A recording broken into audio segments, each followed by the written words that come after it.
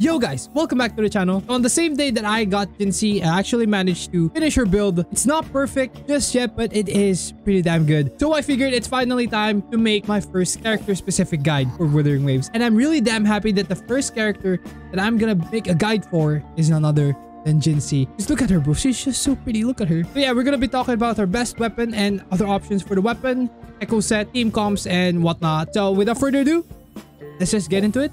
See you guys in a bit. Alright, so first I want to talk about how her kit works. Basically, it's pretty easy. Her kit is pretty basic. So you do this 4 basic attack right here. So 1, 2, 3, and 4. And as you can see here, the resonance skill lit up. And that would mean that you can activate the resonance skill and enter her second state. So let's do that again. It has to be 4 basic attacks. And you don't really need to hit anyone or hit any enemy just to activate the skill. So for example, let's go do that again. 1, 2, 3, and 4. Activate the skill. There you go. Then you do 4 more basic attacks in this state. Then you can activate the last part of her skill, which is... This is kind of like a pseudo resonance liberation ult that deals a lot of damage. It does consume your whole Forte circuit. The more gauge that you have, the bigger damage that your skill will do. So with that being said, Forte circuit right here, down here is really important. Actually, Jinhsi kind of suffers from having a really slow Forte circuit gauge charge up, and that's actually part of her kit, I think, but still, I honestly think it's way too slow. Off-field damage is considered as coordinated damage, so characters like Yinlin, Yuanmu, and other characters that I didn't mention that do a lot of off-field damage does help in recharging Jinhsi's Forte circuit. But that is basically the gist of her kit. So you charge up the Forte circuit like with coordinated attack for your off-field DPS. For example, mine is going to be Yunwu right here. So Yunwu, when you press his E, releases this totem, and there is an AoE whenever you attack an enemy. Inside this AoE, Yuanwu will deal damage, or at least this totem will deal damage to the enemy as well. So that is considered a coordinated damage. For Verena, to charge up her ult. Her ult does coordinated damage as well. So 2 characters that I have in the team can do coordinated damage. That would help in filling up the Forte gauge or Jinhsi's Forte secret. If you have your ult, you can also incorporate that into the combo. And it's just an insanely strong combo. It's pretty basic. It's pretty straightforward how her kit works. And I think that's fine. I personally, I like it that way. Because the coordinated attacks alone does give it a bit more complexity. Because you have to drop this. Then you do the combo. Or I misclicked there. But yeah, I basically get the point. Don't worry guys, I am going to showcase how her whole kit works and how her skill works, how the rotation is, and all of that good stuff later in this video. But for now, this is the brief rundown of her kit. Alright, so now we're gonna talk about weapon options, echo sets, echo options, which talent to prioritize, which skill to prioritize to level up. First, we're gonna start off with a weapon. I'm not gonna lie, guys. I'm not gonna lie. Ages of Harvest is her best in slot. Her own weapon, the weapon banner. This is the best weapon for Jinhsi, basically tailor-made for Jinhsi. This weapon gives Jinhsi more resonance skill damage bonus. For other options, you can always run the Autumn Trace. I don't have the Autumn Trace. Let's go ahead and check the battle pass. For other options, you can always run Autumn Trace if you do have the battle. If you don't have the weapon, if you don't have her best weapon, if you don't have her 5-star weapon, then I think the Autumn Trace is also really good because mainly it has a crit rate stat. And crit rate stat, again, is really important in this game, as I've mentioned multiple times already in my previous videos. It's a bonus attack buff, but mainly you want this weapon for the crit rate. I can't show you any other options because the only other broad blade that I have in my account is the Dauntless Evernight.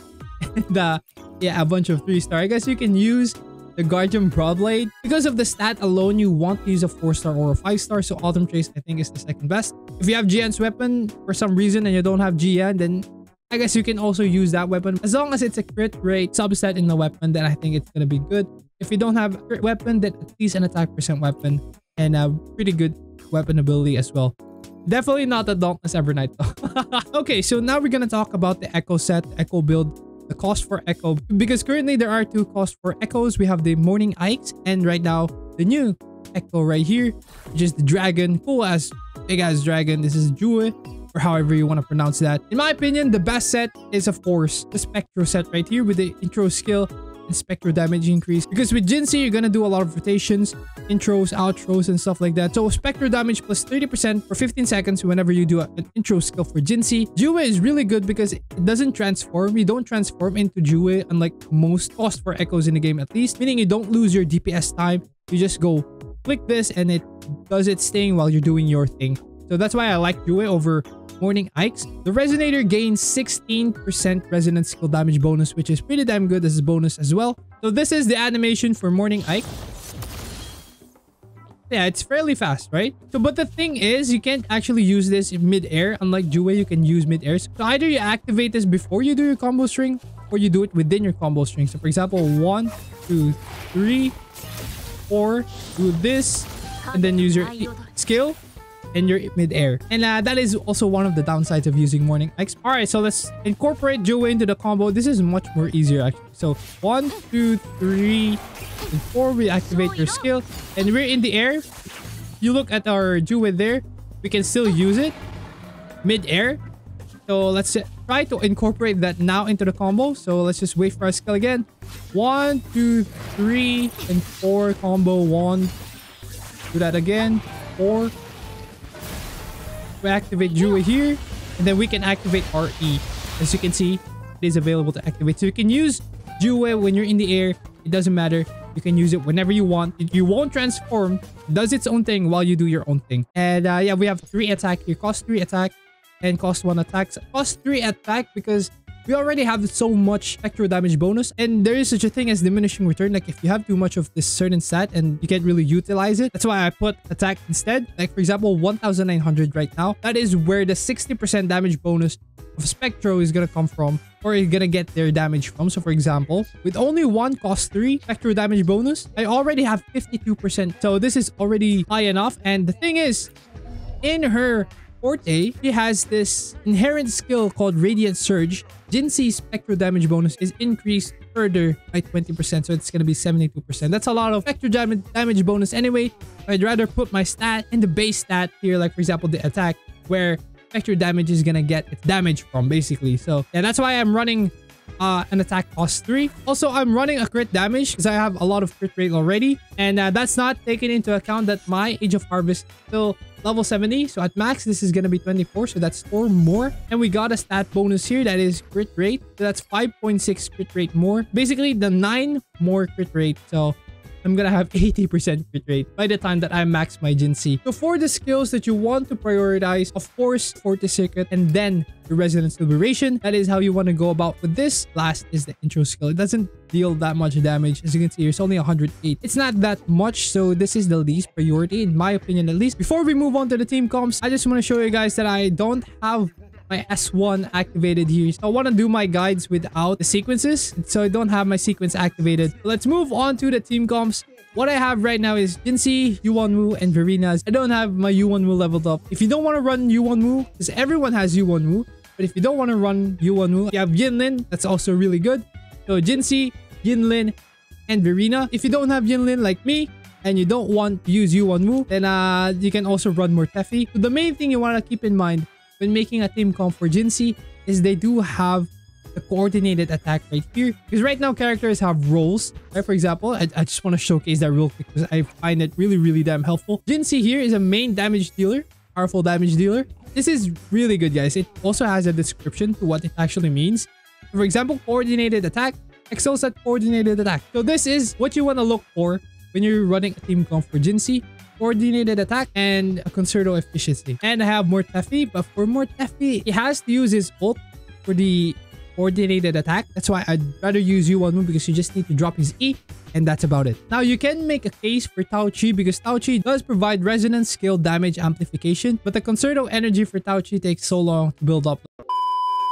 Alright, so now for the showcase of the whole team comp, Jinhsi's kit, and everything else in this video. It's time for the showcase, and we're gonna do the monkey. So let's just go ahead and do it. Alright, so first off, wait, why am I not moving? Okay, there we go. Do the skill, there we go.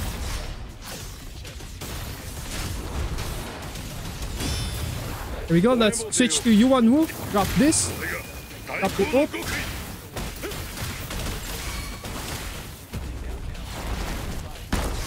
There we go. Drop the E again. And Q and then switch out.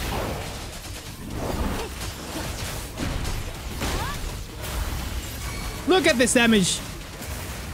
126k and then we drop our ult. Oh my. 126k. Wow. Switch back.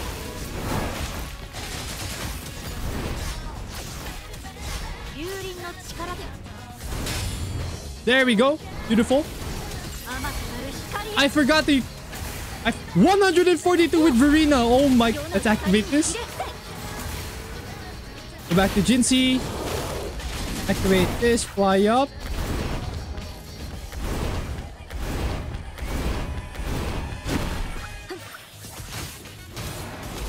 Activate. Never mind. You don't even need to look at that. That is so badass. That is so badass. So yeah, there you have it. Skill issue aside, Jinhsi is pretty damn cool, pretty damn strong. Wow, I'm just amazed. 146k damage, 126k damage. Yeah, there you have it.